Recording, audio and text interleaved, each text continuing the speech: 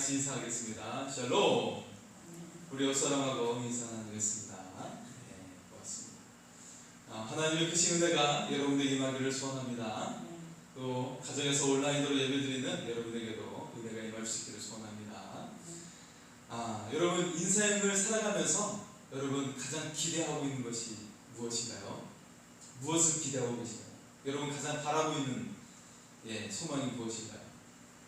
늘 건강하기를 바라고 계시죠? 네. 또 평안이 항상 함께 있기를 원하고 계시죠? 또 인생에서 성공을 여러분 바라고 있을 것입니다. 여러분의 인생 속에 하나님의 은혜가 임할 수 있기를 소원합니다. 인생이 잘 되고 또 성공할 수 있기를 바랍니다. 네. 우리가 주변에서 성공한 사람들의 이야기를 또 듣게 돼요. 그리고 세상 속에서 성공한 사람의 이야기를 듣게 됩니다. 반면에 신앙생활 잘하면서 성공한 사람들의 이야기를 듣게 되죠. 신앙생활도 잘하면서 성공한 사람들의 이야기를 듣게 돼요. 그렇다면 여러분 세상과 교회의 그 성공의 기준이 무엇일까요? 세상에서 말하는 성공의 기준이 있을 거고요. 교회에서 말하는 성공의 기준이 있을 겁니다. 그럼 이 성공의 차이가 무엇일까 생각을 하게 되는데요. 사실 우리가 한번 돌아보면 세상에서 말하는 거나 교회에서 말하는 거나 이 성공의 기준이 별로 차이가 없다는 것을 볼 수가 있어요. 별로 차이가 없어 보이네 그런 생각이 들게 돼요. 어떤 경우는요, 교회 다니는 사람이 더 성공에 대한 욕심이 많은 것 같아요. 어떤 경우에는. 그래서 교회에서 이야기하는 거 들어보면 오히려 교회에서 더 성공에 대해서 더 많이 이야기하는 것 같아요. 그런 것을 볼 수가 있습니다. 오늘 엘리바스의 말이 계속되고 있는데요. 욥의 세 친구 가운데 가장 나이가 많은 사람이에요. 오늘 말씀 중에 우리는 진정한 성공이 무엇인지 우리가 깨달을 수가 있습니다. 그래서 오늘 말씀의 제목은 진정한 성공을 누려라 라는 제목입니다. 여러분 진정한 성공을 누릴 수 있기를 바랍니다. 그래서 진정한 성공이 무엇인가? 그래서 그 진정한 성공을 누리는 인생이 다 될 수 있기를 소원합니다. 자, 오늘 엘리바스의 말을 통해 보면 엘리바스가 정말 신앙에 완벽한 사람인 것을 알 수가 있어요. 엘리바스는 정말 뛰어난 신앙을 가졌구나 알 수가 있습니다. 마치 솔로몬의 잠언처럼 뛰어난 말씀, 뛰어난 지혜를 우리에게 말해주고 있어요. 하나님을 경외하는 삶에 대해서 우리에게 말해주고 있어요. 굉장히 그는 멋진 신앙을 가지고 있습니다. 아주 멋진 신앙을 가지고 있어요. 자, 오늘 5장 말씀 속에 엘리바스는 세 가지에 대해서 이야기합니다. 첫 번째는요, 불의한 자가 망해야 된다 말하고 있어요. 불의한 자는 망해야 된다. 두 번째는요, 하나님께서 악한 자를 성공하지 못하도록 하셨다는 것. 악한 자는 성공하지 못해 그렇게 말씀하셨다는 거고요. 세 번째는요, 회개하고 돌아오면 하나님께서 우리를 기뻐하시고 축복해 주신다는 거예요. 우리 하나님께 돌아감으로 우리 하나님께서 기뻐하시고 축복하시는 인생이 될 수 있기를 바랍니다. 자, 엘리바스는요 매우 완벽한 신앙을 가지고 있어요. 우리는 그의 놀라운 신앙을 발견하게 됩니다. 그리고 그는 그에 못지않게 성공한 신앙에 대해서 우리에게 말해주고 있어요. 그의 입에서 황금 같은 진리를 내품고 있는 것을 보게 됩니다. 우리가 너무나도 부러워하는 신앙의 모습을 그는 갖추고 있어요. 여러분도 좋은 신앙을 갖출 수 있기를 바랍니다. 그런데 그의 신앙에서 빠진 한 가지가 있어요. 그의 신앙에 빠진 것이 있다는 것인데요.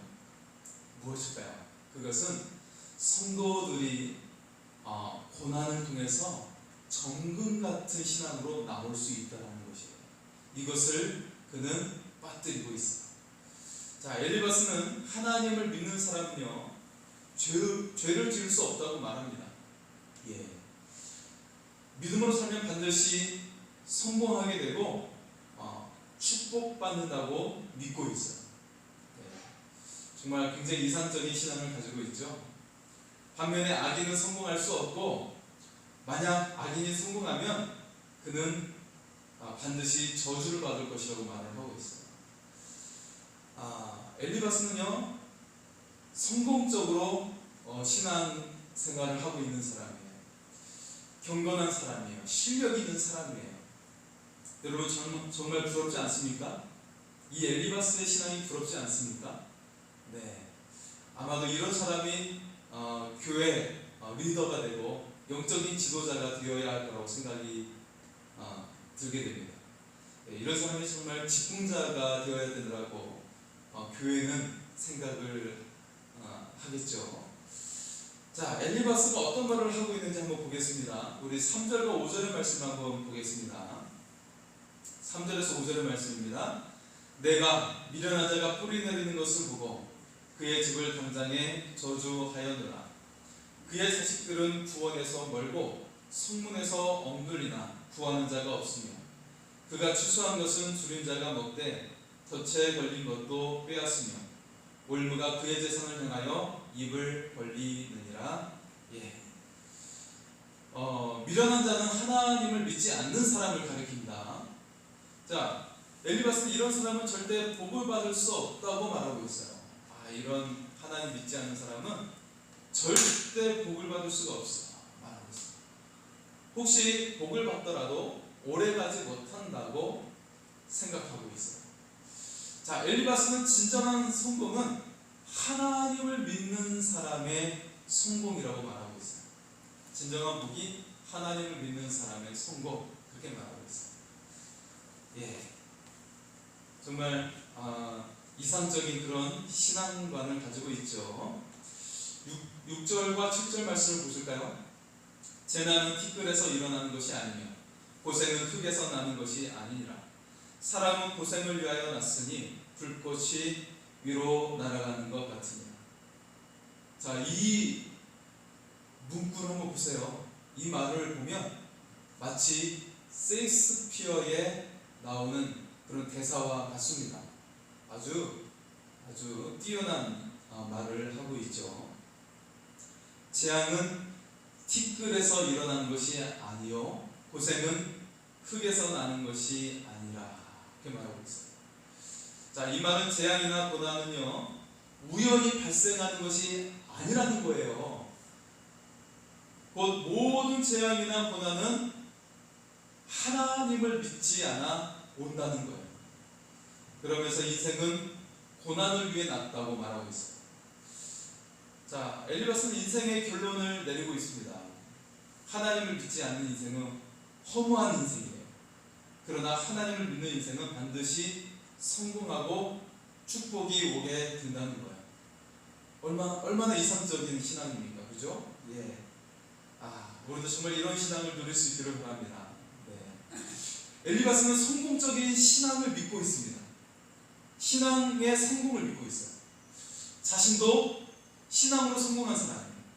그러나 그는 성도들이 고난을 통해서 아름답게 변화되는 것을 알지 못하고 있다는 것이죠.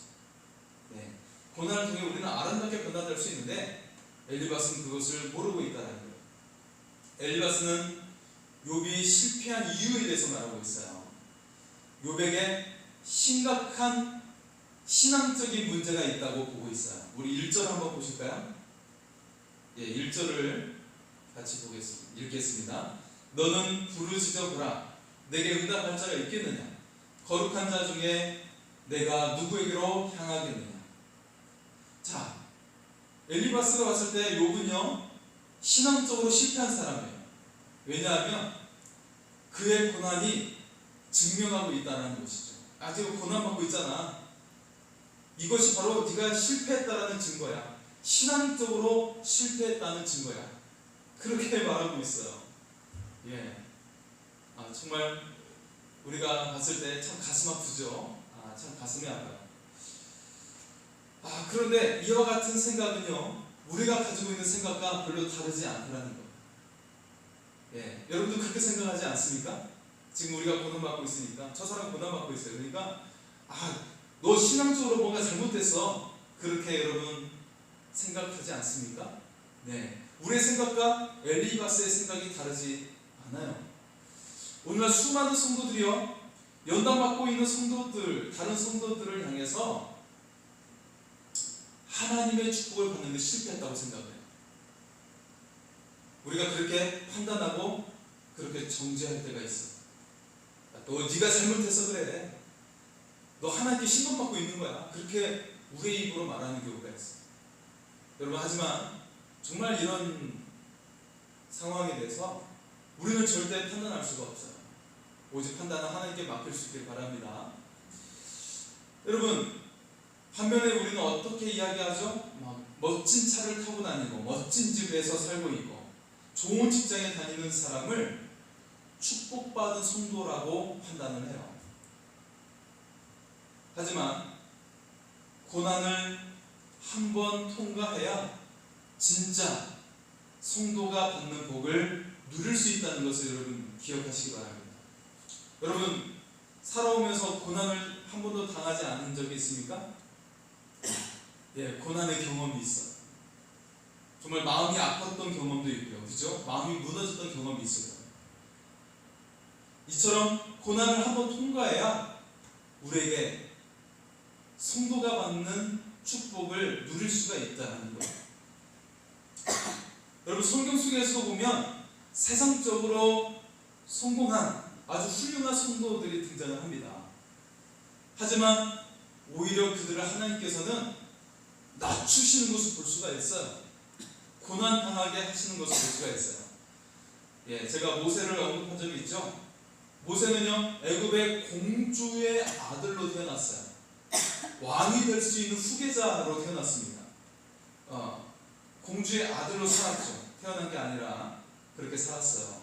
그래서 왕의 후계자가 될 수 있는 자격이 있었습니다. 어느 날 이스라엘 사람을 박해하는 애굽 사람을 보고 애굽 사람을 죽이게 되죠. 예.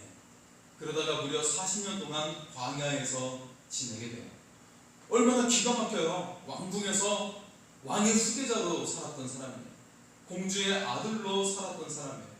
그런데 하루아침에 광야에서 양치기로 전략하는 그런 기가 막힌 인생을 살게 되죠. 자, 우리는 그를 실패자로 생각할 거예요. 하지만 하나님은 그를 실패로 몰아가신 후에 하나님의 손에 들린 막대기로 그를 사용하시게 된 줄 믿습니다. 예. 우리가 봤을 때 실패한 것 같죠? 하지만 하나님은 모세를 하나님의 손에 들린 막대기로 그를 사용하고 계시는 거예요. 할렐루야. 우리가 이처럼 믿음의 눈이 뜰 수 있기를 바랍니다. 그럼 다윗을 한번 보세요. 다윗이 골리앗을 죽인 후에 승승장구했어요. 모든 백성들, 연인들이 다윗을 찬양했습니다. 사울이 죽인 자는 천천히요, 다윗이 죽인 자는 만만이로다. 다윗을 칭송했어요. 찬양했어요. 예. 자, 이렇게 봤을 때는 다윗이 계속 잘 될 것 같아요. 장밋빛 인생이 계속 될 것 같아요. 정말 그랬습니까? 그렇지 않아요. 하나님은 다른 방법을 사용하셨어요. 사울 왕이 시기하게 해서 다윗은 고난의 길로 접어들죠. 하루아침에 도망자 신세가 돼요. 그 나라에서 최고로 유명한 자에서 이제는 도망자의 신세가 됩니다. 예. 그래서 그를 발견하면 죽여야 되는 것이요. 다윗이 이제부터 이슬을 맞으면 자야 하는 그런 처참한 신세로 바뀌게 됩니다. 하나님께서 다윗을 만들어가는 과정이었어요. 하나님께서 다윗을 고난으로 내몰았어요. 하지만 그를 위대한 왕으로 삼는 과정이었습니다. 여러분, 지금 정말 차가운 이슬을 맞으며 지내야 되는 고난을 맞고 있습니까? 어려운 삶이 있습니까? 혹은 여러분 자녀 가운데 고난을 맞고 있습니까? 여러분 이 고난을 피하지 않게 해야 됩니다. 사실 하나님께서 만들어가는 과정이에요. 그를 위대하게 사용하시는 과정입니다. 그렇게 된 후에 정말 정금처럼 그를 하나님께서 사용하시고 아름답게 사용하시고 위대한 자로 사용하십니다. 여러분 이런 하나님의 은혜의 비밀을 우리가 알 수 있기를 소원합니다. 우리도 아름답게 사용되어지는 하나님의 사람이 될 수 있기를 축복합니다. 네. 자, 엘리바스는 겉으로 보기에 멋있습니다. 그런데 하나님께서는 연단함으로 말미암아 사용되어지는 아름다운 하나님의 사람이 있다는 거예요. 이처럼 우리도 연단되어서 아름다운 사람으로 하나님의 사람으로 나올 수 있기를 축복합니다. 자, 엘리바스의 말이 잠언의 말씀 못지않다고 말을 했습니다. 그의 말 속에는 정말 하나님께서 주시는 말씀들이 있어요. 보겠습니다. 자, 엘리바스는 하나님께 구하고 의탁하는 신앙을 가지고 있어요. 8절을 보시겠습니다. 자, 나라면 하나님을 찾겠고 내 일을 하나님께 의탁하리라. 자, 엘리바스는요 욥의 신앙이 실패했다고 단정하고 있어요. 욥 너는 신앙적으로 실패했어. 그렇게 판단합니다. 신앙에 실패한 자는 자기 실패를 인정하고 성공한 자에게 배워야 한다고 말하고 있어요. 자, 하나님께 구하고 내 일을 하나님께 맡기라. 그렇게 말하고 있습니다. 자, 이것은 어려운 문제가 닥쳤을 때 해결할 수 있는 해결 방법이에요. 아주 정답을 말하고 있는 거예요. 자, 우리에게 당한 모든 일은 하나님께서 허락하셨기 때문이에요. 따라서 다른 곳에 가서 답을 찾지 말라는 거예요. 어디에 답이 있다? 하나님께 답이 있는 줄 믿습니다. 여러분 문제가 있어요. 어려움이 있어요. 이거 하나님께서 허락하신 거예요. 그러니까 답이 어디 있어요? 하나님께 있는 줄 믿습니다. 우리가 하나님께 나아가서 하나님 풀어주실 수 있기를 소원합니다. 예, 하나님께서 우리에게 삶의 해결을 주실 줄 믿습니다. 삶의 길을 열어주실 줄 믿습니다. 예. 많은 젊은 사람들은 어떻게 해요? 문제가 있어요. 그럼 어떻게 해요? 이게 견딜 수가 없는 거예요. 요즘 사람은 정말 참을성이 없어요. 인내가 없어요. 예. 스마트폰 같은 것도 정말 빨리빨리 바뀌어야 되잖아요. 그죠? 인터넷도 빨리 떠야 돼요. 그렇기 때문에 인내가 부족해요. 직장 생활도 한 1년, 2년 하다가 바뀌는 경우가 많이 있어요. 자, 우리가 문제가 있을 때 그렇게 다른 데 찾지 말고 막 클럽에 가서 춤추고 그런 데 하는 것이 아니라 우리가 하나님께로 나아갈 수 있기를 바랍니다. 우리의 고난을 하나님께서 허락하셨다는 거예요. 엘리바스는 굉장히 중요한 진리를 우리에게 가르쳐주고 있어요. 네. 그래서 정말 문제가 있을 때 어떻게 해요? 문제가 해결되도록 이 사람 저 사람 쫓아다니는 거, 예, 그거에 앞서서 우리가 믿음의 공동체에게 기도를 부탁할 수 있기를 바랍니다. 그래서 우리가 함께 하나님을 의지함으로 정말 믿음의 동역자와 함께 우리가 힘을 얻고 하나님께 나아갈 수 있기를 바랍니다. 하나님께서 우리에게 밝은 빛으로 인도해 주실 줄 믿습니다. 자, 또 9절 말씀을 한번 보겠습니다. 하나님은 헤아릴 수 없이 큰 일을 행하시며 기이한 일을 셀 수 없이 행하시나니. 자, 기이한 일을 행하신다. 하나님은요 좀 기이하게 성도를 이기게 하십니다. 여러분 이 말을 이해하십니까? 우리가 보통 막판 뒤집기라고 이야기를 하죠. 악한 자로 계속 이기게 해요. 저 사람은 나의 적인데, 나를 괴롭히는 사람인데 그를 잘 되게 만들어요. 그리고 나를 계속 괴롭히는 거예요. 그 사람이 나를 괴롭혀요. 이상하지 않습니까? 나를 괴롭히는 사람인데 그 사람 잘 되고 있고 나를 계속해서 힘들게 만들어요. 하나님 이걸 허락하십니다. 자, 분명히 악한 자가 이긴 것 같아요. 그런데 다시 눈을 뜨고 보면 악한 자가 쓰러져 있어요. 그리고 어떻게 되어 있습니까? 성도가 이긴 것을 볼 수가 있어요. 이것이 무엇입니까? 하나님께서 하셨음을 보여주고 있는 거예요. 내가 이렇게 하였다 보여주고 있는 거예요. 하나님은요, 성도를 깨부수고 가루로 만들어 버리실 때가 있어요. 아마 우리 고통스럽죠. 눈으로 보기에 전혀 소생 가능성이 없어 보여요. 그러나 놀라운 일이 일어나게 되는 거죠. 이 깨어짐을 통해 우리 안에 불순물이 없어지는 거예요. 찌꺼기가 없어지는 거예요. 그리고 순수한 정금만 남게 되는 거예요. 할렐루야. 여러분, 우리가 이처럼 불순물이 다 사라지고 정금처럼 나오는 신앙이 될 수 있기를 바랍니다. 엘리바스는 놀라운 진리를 말하고 있어요. 우리가 하나님께 구해야 하고 내 일을 하나님께 맡겨야 한다는 거예요. 이렇게 안 하는 성도들이 너무 많아요. 자기 방법을 다 사용해요. 나중에 다 실패하고 나서 하나님 찾아요. 그때 가서. 자, 먼저 하나님께 내 일을 맡겨야 된다는 거예요. 하나님을 향해 나아가 강구해야 된다고 말하고 있어요. 이 과정을 통해 하나님은 우리를 다 해체시키시고 완전한 그릇으로 만들어 주실 줄 믿습니다. 자, 10절에서 11절을 보겠습니다. 비를 땅에 내리시고 물을 밭에 보내시며 낮은 자를 높이 드시고 애곡하는 자를 일으키사 구원에 이르게 하시느니라. 자, 여러분, 비를 땅에 내리신다는 말, 이것은요, 축복을 회복시켜 주신다는 말입니다. 여러분, 여러분의 인생 하나님께서 축복을 회복해 주시기를 소원합니다. 네, 별로 원치 않으십니까? 네, 여러분의 삶을 회복시켜 주시기를 여러분 축복합니다. 네, 여러분, 밭에 물이 들어가는 것은 하나님께서 비를 주셨기 때문이에요.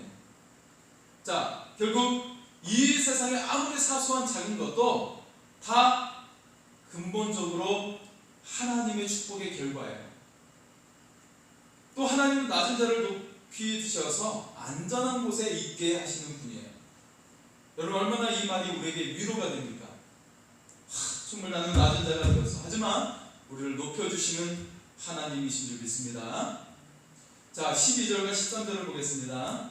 하나님은 교활한 자의 계교를 꺾으사 그들의 손이 성공하지 못하게 하시며 지혜로운 자가 자기의 계략에 빠지게 하시며 강교한 자의 계략을 무너뜨리시므로.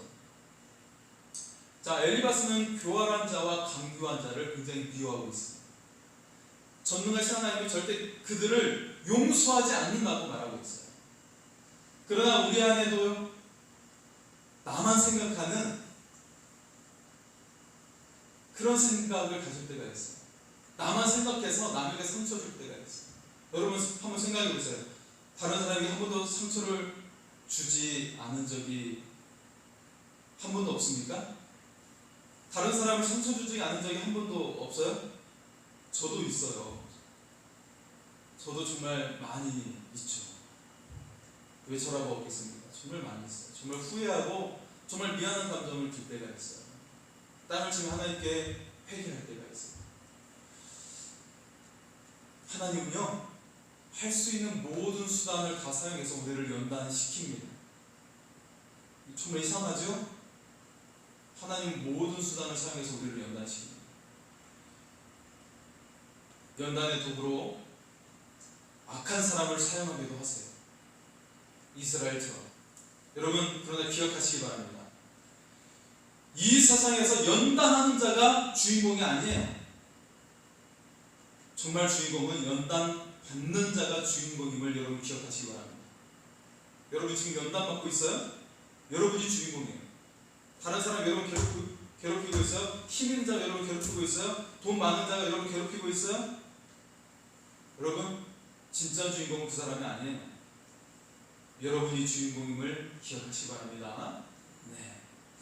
엘리바스는 더 놀라운 말을 하고 있습니다. 17절을 보겠습니다. 볼지어다 하나님께 징계받는 자에게는 복이 있나니 그런지 너는 전능자의 징계를 없이 여기지 말지니. 여러분, 하나님께 징계받는 자가 복이 있다고 말하고 있어요. 자, 엘리바스라는 사람이 이런 말을 했다는 것은 정말 놀라운 겁니다. 왜냐하면 엘리바스는 한 번도 고난을 당해본 적이 없어요. 그렇기 때문에 욥을 비난하고 있어요. 욥을 책망하고 있죠. 그렇기 때문에. 그런데 이런 말을 했다는 것은 정말 엘리바스 대단한 사람인 거죠. 자, 하나님께 징계받는 자가 복이 있대요. 이 말은 야고보서 1장 2절을 생각하게 합니다.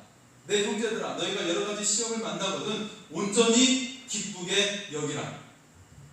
야고보도 참 이상하죠? 그러니까 예루살렘의 지도자입니다. 수장이에요. 최고의 지도자예요. 야고보, 예수님의 동생. 시험을 만나거든 온전히 기쁘게 여기라고 말하고 있어요.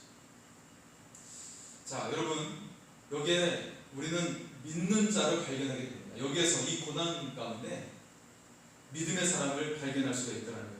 믿는 자의 특징이 있어요. 그것은 여러 가지 어려움 가운데 기뻐할 수 있다는 거예요.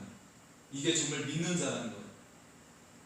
믿음이 있기 때문에 기뻐할 수가 있다는 거예요. 믿음이 없기 때문에 고통스러워. 고통을 고통으로 받아들여서 하늘을 원망하고 하나님 안 계신다고 하고 그렇다는 거예요. 믿음이 없으니까. 하나님이 없다고 하기 때문에 그렇게 원망하고 불평하고 한다는 거예요. 자, 고난 중에도 말할 수 없는 유익이 우리에게 있다는 거예요. 고난을 당하면요 순수해집니다. 그 마음에 하나님은 성령으로 위로를 주시고 축복해 주십니다. 고난 당하지 않을 때보다 훨씬 더 많은 것을 받게 돼요. 특히 하나님과 친밀해집니다. 하나님께서 나와 함께 계심을 더 분명하게 느끼게 되는 거예요. 하나님 저와 함께 계심을 믿습니다. 그러면서 천국의 소망이 분명해지는 거예요. 여러분, 어떤 여인이요 정말 아기 갖기를 열심히 기도했어요. 정말 3년 만에 아기를 가졌어요. 축복이죠. 그런데요 아기 낳기 얼마 전에 아기가 심장이 멎은 거예요. 유산되고 말았어요. 얼마나 기가 막혀요. 그 사람이 신앙이 없다고요? 아니요. 이 두 집안이 얼마나 믿음이 좋은 집안인지 몰라요. 아기 낳기 며칠, 정말 10달이 다 되었는데 유산되고 말았어요. 하지만 다시 그들이 믿음 가운데 세워지고 하나님께 기도하고 그리고 다시 몇 년 후에 아기를 낳는 은혜가 여러분 임한 줄 믿습니다. 그런 가정이 정말 있어요. 제가 아는 가정이 있어요. 하나님은 이런 고난 가운데 우리를 친밀하게 하십니다. 하나님과 더 가까워지는 놀라운 은혜를 주세요. 하나님 분명히 계시는군요. 믿게 합니다. 그리고 어떻게 돼요? 천국의 소망을 갖게 돼요. 천국의 소망을 갖게 됩니다. 여러분, 너무 내 자녀들이 장밋빛 인생으로 가도록 여러분 꽃길만 가도록 해서는 안 됩니다. 그가 정말 직접 하나님 만나도록 우리가 손을 놔야 돼요. 내가 붙잡고 막 쥐려고 하면 안 돼요. 하나님께서 정말 그의 인생을 이끌어가도록 내려놓아야 합니다. 여러분, 하나님 만나는 것 무엇보다 중요합니다. 그런 인생이 될 수 있도록 여러분 하나님의 은혜로 여러분 축복합니다. 네.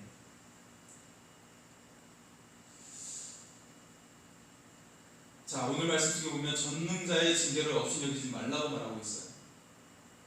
하나님이 치시는데 자기 할 일만 하는 사람이 있어요. 이거만큼 최악이 없다라는 거예요. 이거만큼 끝장 인생이 없다고 말하고 있어요. 마치 발뒤꿈치로 가시를 받는 것 같아요. 이때 오직 어떻게 돼요? 하나님께 무릎을 꿇어야 된다는 거예요. 하나님, 저 잘못했어요. 회개해야 된다라고 말하고 있어요. 회개는요, 단지 마음으로만 슬퍼하는 것이 아니에요. 행동으로 죄가 되는 모든 것을 버리고 잘라버려야 한다는 거예요.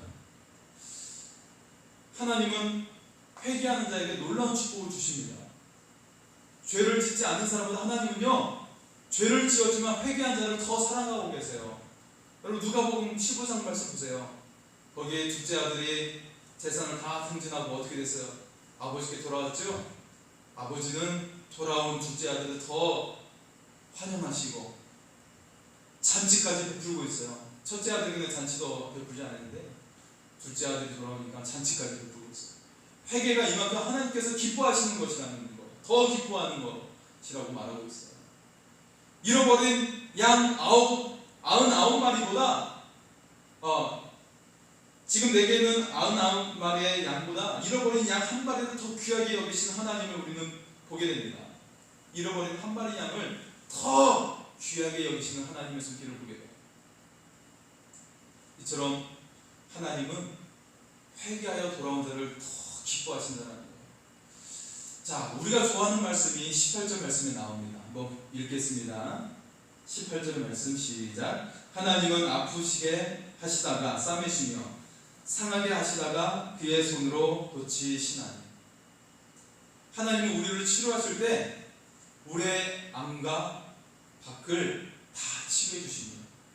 먼저 우리의 속을 가장 아름답게 치료해 주십니다. 그리고 나서 우리의 밖의 모습도 아름답게 만들어 가신 것을 볼 수가 있어요. 그런데 이 가운데 시간이 어떤 게 더 많이 걸릴까요? 우리의 속사람을 치료하시는 게 더 시간이 많이 걸려요. 어떻게 치료하신다고요? 때로는 연단을 통해서 치료하시고요. 하나님 여러 가지 방법을 통해서 우리를 치료해 주십니다. 자, 하나님 우리를 치료하신 하나님이세요. 우리를 회복하신 하나님이십니다. 이 은혜 가운데 우리가 거할 수 있기를 소원합니다. 자, 마지막 한 군데의 말씀을 보겠습니다. 20절과 21절의 말씀입니다. 같이 읽습니다. 시작. 기근 때의 죽음에서 전쟁 때의 칼의 위협에서 너를 구원하실 터인즉 내가 혀의 채찍을 피하여 숨을 수가 있고 멸망이 올 때에도 두려워하지 아니할 것이다. 여러분, 우리가 환난을 만날 때 돈을 적게 벌 수가 있죠.